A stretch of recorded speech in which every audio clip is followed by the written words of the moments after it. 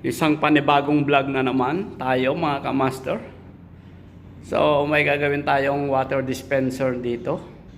So bali ang kanyang issue, itong dispenser na ito ay mahina. Luwabas yung kanyang tubig dito sa kanyang outlet. So ang gagawin natin, check natin bakit mahina ang pagtagas ng tubig. So kailangan buksan natin to. So pause muna natin, buksan natin, tignan natin sa loob. So bali ito pala yung kanyang model, QR-180. So kayo nang bahala dyan mga kamasar, basta ito yung kanyang specification. At bali ito yung kanyang on and off. So pag tinanggal natin itong sa ibabaw, ay itong dalawang screw lang to. So bubuksan muna natin. So bali pag natanggal nyo yung dalawang screw dito magkabilaan at iangat yung ganyan, at tapos hilahin nyo siya.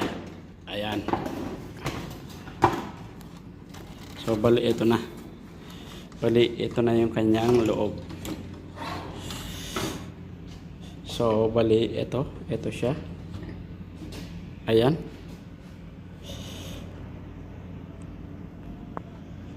Ito yung papuntang heater.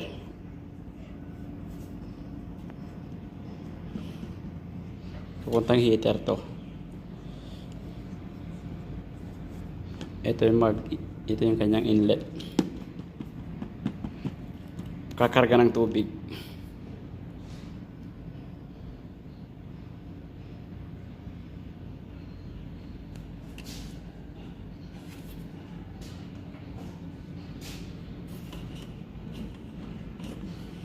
So bali ito yung kanyang water pump. Nasa baba yan. Ito siya. Ito. Papunta ito sa galon.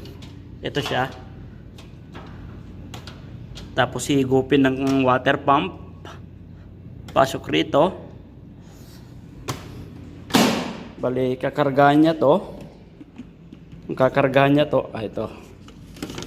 So, ayan. Bali, kakargahan niya. So sabi ng may-ari ay mahina ang tubig na lumabas sa heater. So bali ito yung kanyang switch. So kaya mahina, mukhang barado. Ayan parang kalawang to. Visit na yan.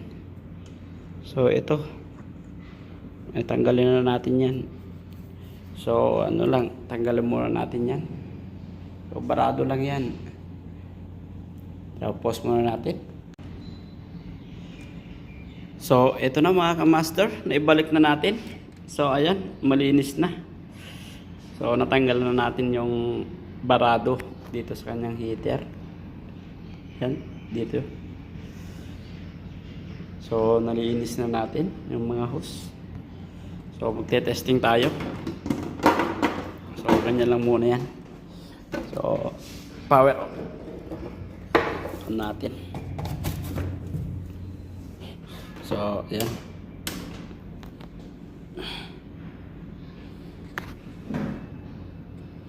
Naka-on na siya. So bali gumagana na yung kanyang indicator. So bali ang kanyang issue lang nito, barado, mahina tong kanyang heater. So bali ito.